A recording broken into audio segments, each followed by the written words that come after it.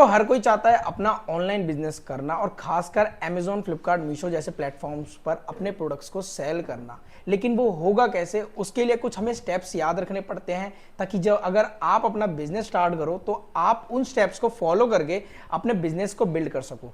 तो देखो, बहुत सारे लोगों के मन में क्वेरी है कि यार बिजनेस स्टार्ट कैसे होगा। तो स्टार्ट करने के लिए आपको कुछ चीज़ों की बहुत ज़्यादा नॉलेज होनी चाहिए। सबसे पहला, मार्केट, डॉक्यूमेंट्स कौन से लगेंगे, किन किन चीज़ों की रिक्वायरमेंट रहती है अपने बिजनेस को स्टार्ट करने में। तो इस वीडियो में मैं पूरा इस चीज़ को कवर करूंगा, क्योंकि इस चीज़ के लेके मेरे को बहुत ज़्यादा कमेंट्स आ रहे थे कि यार बिजनेस कैसे स्टार्ट करें। हर वीडियोज़ में देखो मेरे को समझ नहीं आ रहा कैसे बिजनेस स्टार्ट किया जाए, यही क्वेश्चंस होते थे। तो ये प्रॉपर वीडियो मैं आप सभी के लिए लेके आ गया हूं। तो वीडियो को पूरा एंड तक जरूर देखना और कोई सा भी स्टेप मिस मत करना, क्योंकि अगर आपने स्टेप मिस किए तो मुझे लगता है कि आप आधी अधूरी नॉलेज में बिजनेस स्टार्ट करना एक बहुत बड़ी बेवकूफी होती है। तो आजकल हर कोई चाहता है अपना खुद का बिजनेस बिल्ड करना, एक सोर्स ऑफ इनकम बनाना, चाहे आप हाउसवाइफ हो या जॉब करते हो या स्टूडेंट हो या कॉलेज के स्टूडेंट्स हो। अगर आपको किसी भी मार्केट प्लेस पर जाना है तो सबसे पहले आपके पास डॉक्यूमेंट्स होने जरूरी हैं। बिना डॉक्यूमेंट्स पे आप ऑनलाइन सेलिंग नहीं कर सकते, क्योंकि जो भी आप सेलिंग कर रहे हो वो अंडर गवर्नमेंट कर रहे हो, विद जीएसटी बिल करोगे, क्योंकि बिना जीएसटी के आप कोई भी सेलिंग परचेजिंग नहीं कर सकते। देखो, जीएसटी होता है आपका goods and service tax number, जिसकी अगर रियल कॉस्टिंग की बात करी जाए तो गवर्नमेंट फीस आपकी 500 रुपीज के अराउंड लगती है। लेकिन अगर आप उसको किसी प्रोफेशनल के थ्रू बनवाओगे तो वही आपकी कॉस्टिंग 2000 से 2500 रुपए आ जाएगी। जीएसटी इसलिए इंपॉर्टेंट है क्योंकि अगर आप बिना जीएसटी के सेलिंग नहीं करोगे तो आप सिर्फ अपने एरिया में ही सेलिंग कर पाओगे, और अगर आप जीएसटी के साथ सेलिंग करोगे तो आप पूरे पैन इंडिया में सेलिंग करना सकते हो। और ऑनलाइन बिजनेस ऐसा होता है कि आपको नहीं पता कि आपका ऑर्डर कहां से आ जाए, जिस कारण आपके पास जीएसटी होना बहुत ज्यादा जरूरी है। तो अगर आप अपना बिजनेस स्टार्ट करना चाहते हो तो जीएसटी एक सबसे पहला डॉक्यूमेंट और सबसे पहला स्टेप है आपके बिजनेस को स्टार्ट करने के लिए। और अगर आपको जीएसटी बनवाना हो तो मेरे लिंक में आपको एक नंबर दिया हुआ है, तो वहां पर जाकर आप जीएसटी के लिए फिलअप कर देना। मेरी टीम आपसे कांटेक्ट करेगी और आपकी हेल्प कर देगी जीएसटी मेकिंग में। जीएसटी इंपॉर्टेंट क्यों है? जीएसटी इंपॉर्टेंट इसलिए भी है क्योंकि जब आप सेलिंग करते हो तो वो अंडर गवर्नमेंट करते हो, और खासकर आपकी सेलिंग और परचेजिंग, जितने भी अमाउंट की आप सेलिंग कर रहे हो उस पे जो टैक्सेशन होता है, फिर जितने भी आप परचेजिंग करते हो उस पे जो टैक्सेशन होता है, उसको ऐड ऑन करने के लिए, उसको क्लेम करने के लिए टीडीएस को, टीसीएस को, इन सब चीज़ों को, आईजीएसटी, एसजीएसटी, सीजीएसटी, जो भी आपके जीएसटी में आपका सीए आपको रेफर करता है, जो भी आप टैक्सेस पे करते हो, उस सब चीज़ों को आप रिबेट कर सको, उसके लिए आपका जीएसटी होना बहुत ज़्यादा इंपॉर्टेंट है। इंडियन ई कॉमर्स बहुत तेजी से बढ़ रहा है, और अगर इस तेजी से मार्केट को बढ़ने में अगर आपने अपना कोई स्टेप नहीं लिया तो मुझे लगता है कि आप एज एन इकोनॉमी में रहते हुए भी आप थोड़े पीछे हो जाओगे। तो मैं ये कहूंगा कि अगर आप बिजनेस स्टार्ट कर रहे हो तो आपका माइंडसेट और आपको बहुत ज्यादा क्लियर रहना है अगर आपको अपना बिजनेस स्टार्ट करना है। तो जीएसटी के बाद हमें ये समझना है कि जीएसटी के बाद भी आपको क्या क्या चीजों की रिक्वायरमेंट रहती है एज अ डॉक्यूमेंट। तो जीएसटी के बाद आपको चाहिए होगा एक करंट अकाउंट, क्योंकि जो भी ट्रांजैक्शन आप सेलिंग और परचेजिंग की करोगे या बिजनेस ट्रांजैक्शन करोगे वो करंट अकाउंट के थ्रू करोगे। कोई भी बिजनेस ट्रांजैक्शन आपके सेविंग अकाउंट में नहीं होता, इसलिए सेविंग अकाउंट को आप जीएसटी में नहीं ऐड कर सकते। तो जीएसटी का जो करंट अकाउंट बनता है वो आपके जीएसटी का जो नेम होता है उसी नेम से आपका करंट अकाउंट बनता है। तो इस चीज को नोट डाउन कर लेना। सारे लोगों के मन में सवाल होता है कि जीएसटी बना लिया, करंट अकाउंट बना लिया, लेकिन अगर हमें बिजनेस करना है तो हमारे पास ट्रेडमार्क होना जरूरी है।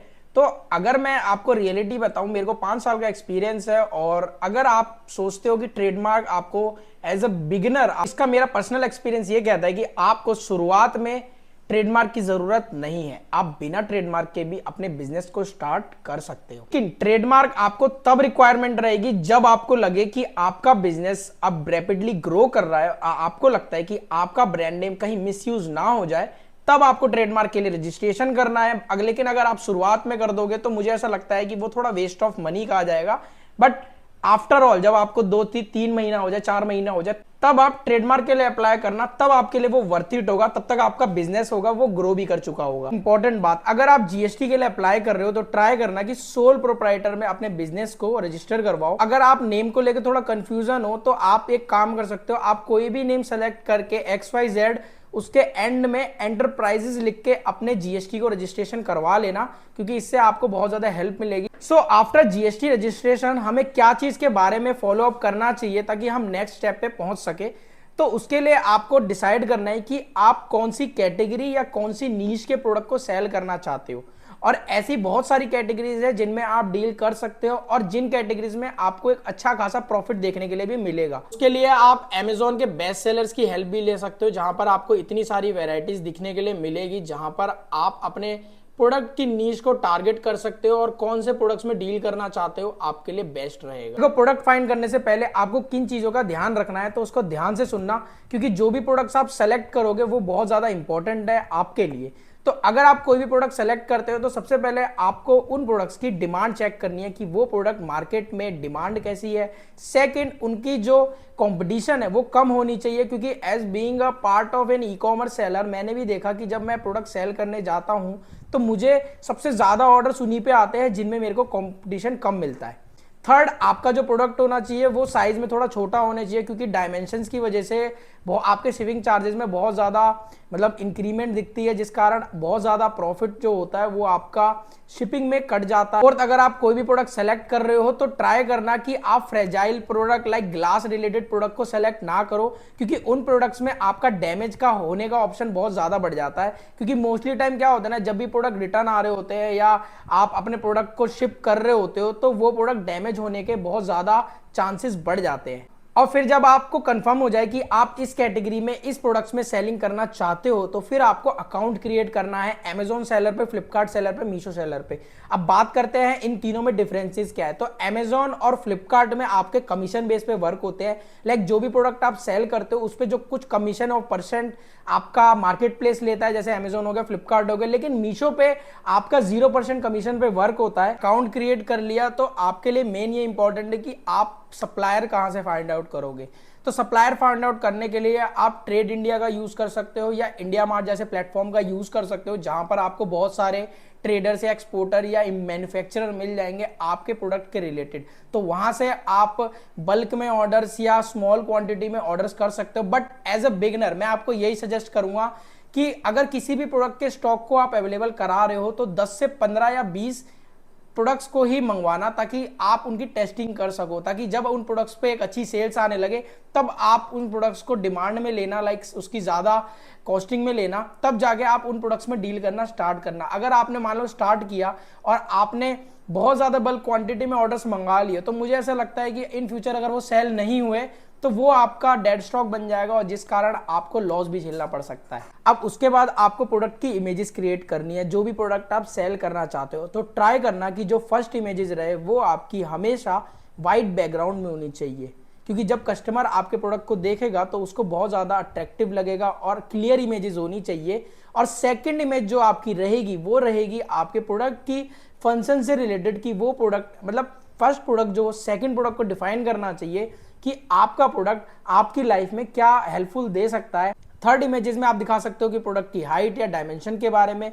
फोर्थ में आप जस्टिफाई कर सकते हो कि आपका प्रोडक्ट बाकी प्रोडक्ट से कैसे बेटर है। और इमेजेस को क्रिएट करते समय आप कॉम्पिटिटर की इमेजेस को एनालाइज करके भी अपने इमेजेस को उनसे बेटर बना सकते हो। अब देखो, इमेजेस के बाद आपको जो सबसे ज्यादा ध्यान देना है वो देना है अपने प्रोडक्ट की लिस्टिंग्स पे, कि अगर आपकी प्रोडक्ट की लिस्टिंग्स अच्छी होगी और कीवर्ड्स उसमें ऐड ऑन होंगे तो आपके प्रोडक्ट हमेशा फर्स्ट पेज या जब भी कोई प्रोडक्ट आपका नेम से सर्च करेगा, कोई भी आपके प्रोडक्ट रिलेटेड कोई प्रोडक्ट को सर्च करेगा तो आपका प्रोडक्ट विजिबल होना शुरू हो जाएगा, जिससे उसकी प्रोडक्ट की विजिबिलिटी बढ़ जाएगी। तो इसीलिए जब भी कोई भी लिस्टिंग करो उसमें ट्राई करो कि जो कीवर्ड्स हो वो ऐड ऑन रहे। सो कीवर्ड्स फाइंड आउट कैसे करने हैं उसके लिए आप हेल्प ले सकते हो चैट जीपीटी की, जहां पर आपको अपने प्रोडक्ट से रिलेटेड कीवर्ड्स को फाइंड आउट करना है, या आप उनके Amazon सेलर या फ्लिपकार्ट सेलर पे पैनल पे जाके आप वहां पर अगर आपने प्रोडक्ट को सर्च करोगे तो वहां पर जो आपको कीवर्ड्स दिखेंगे ना वो आपके बहुत ज्यादा हेल्पफुल हो सकते हैं, जिन प्रोडक्ट्स को आप ऑर्गेनिक ऑर्डर्स में लाने में कन्वर्ट कर सकते हो और आपके प्रोडक्ट की जो रैंकिंग और विजिबिलिटी होगी उससे बहुत ज्यादा हेल्पफुल होगी। और फिर जब भी कोई आपके पास ऑर्डर आए तो आपको ट्राई करना है कि जो आपकी पैकेजिंग हो वो बहुत ज़्यादा अच्छी होनी चाहिए, क्योंकि जब भी आप कोई भी प्रोडक्ट को शिप करते हो तो वो एज बीइंग अ ट्रांसपोर्ट में बहुत ज़्यादा ट्राई हो सकता है कि आपका प्रोडक्ट डैमेज हो जाए। इसलिए आपको अपनी पैकेजिंग को बहुत ज़्यादा हैवी रखना है, जिससे आपका प्रोडक्ट डैमेज ना हो, कस्टमर तक बहुत सेफली पहुंच जाए। और अगर फ्रेजाइल प्रोडक्ट है तो आपको और डबल पैकेजिंग करनी है। इन फ्यूचर अगर आपका प्रोडक्ट रिटर्न भी होता है तो एटलीस्ट अगर आपका प्रोडक्ट रिटर्न हो तो आपके पास सेफली प्रोडक्ट रिटर्न आ जाए।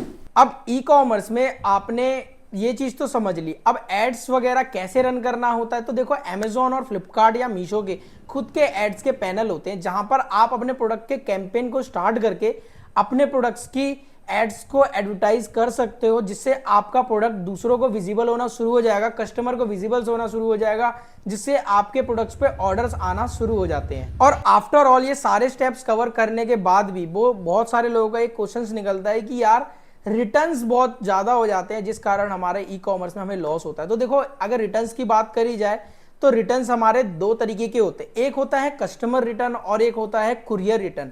कस्टमर रिटर्न बेसिकली होता है जो प्रोडक्ट आपने डिलीवर किया, कस्टमर ने हैंडओवर कर लिया और उस प्रोडक्ट को चेक किया, हो सकता है वो उसको फिटिंग अच्छी नहीं आई हो, साइज की इशू हो, कलर का इशू हो, जिस वजह से उसने प्रोडक्ट को रिटर्न कर दिया। लेकिन अगर वही जगह आपका कुरियर रिटर्न है, तो कुरियर रिटर्न में आपका प्रोडक्ट आपने शिप किया, लेकिन ड्यू टू सम रीजंस जो कस्टमर है वो अवेलेबल नहीं है, वो भी चार्जेस आपने अपने वेयर हाउस से पे आउट किए हैं, फिर चाहे आपने शिपिंग का हो, फिर चाहे आपने जीएसटी का हो, वो चीजें जो आपने पे करी है, इन फ्यूचर अगर वो रिटर्न होता है तो वो रिवर्स फी आपकी लग जाएगी, जिस कारण आपकी जो कॉस्टिंग है वो डबल हो जाएगी। इसलिए जब भी आप कोई भी कैलकुलेशन करें, रिटर्न्स को भी 5 से 10% को लेके चलो, ताकि जो भी आपके रिटर्न्स होंगे आपके प्रॉफिट में मैनेज होते चलेंगे, आपके एक्सपेंसेस में आपको शो हो जाएंगे, जिस कारण आपको लॉस क्रिएट नहीं होगा। बात करी जाए कुरियर रिटर्न की, तो जब भी कुरियर रिटर्न होता है तो हो सकता है कि आपका प्रोडक्ट मोस्टली टाइम गलत प्रोडक्ट आ जाए, तो उसके लिए आपको हेल्प लेनी है फ्लिपकार्ट या अमेजोन सेलर के एसपीएफ क्लेम की, जहां पर आप अपने प्रोडक्ट को दिखा के अगर कोई प्रोडक्ट गलत आया है, फेक आया है, जिस कारण आपको लॉस झेलना पड़ सकता है, तो उस चीज का आप क्लेम ले सकते हो। अगर आपका प्रोडक्ट सही भी आया तो जो आपका लॉस होता है वो आपकी पैकेजिंग का लॉस होता है। ये सब चीज थी आपकी स्टेप बाय स्टेप आप अपने बिजनेस को कैसे स्टार्ट कर सकते हो ई कॉमर्स से रिलेटेड। बाकी अगर आपको कोई डाउट्स हो तो मेरे को कमेंट में जरूर बता देना, क्योंकि ऐसी वीडियोस तुम्हारा भाई और लाता रहता है। एज आप सभी को पता ही है कि हम लोग 90 डेज 1 करोड़ के चैलेंज में है, और अगर आप हमारे पार्ट बनना चाहते हैं तो हमें सब्सक्राइब जरूर कर लेना, और वीडियो अच्छी लगी हो तो लाइक जरूर कर लेना। और आज की जो सेल्स है हमारी वो है 2,15,000 रुपीज की, जिसमें हमने यूनिट सेल करी है वो है 123 units. Thank you so much for watching, और अपने उन दोस्तों को शेयर जरूर कर देना जिनको अपना बिजनेस स्टार्ट करना है। मिलते हैं हम आपको कल अपने एक नई वीडियो में, तो इसलिए सब्सक्राइब जरूर कर लेना।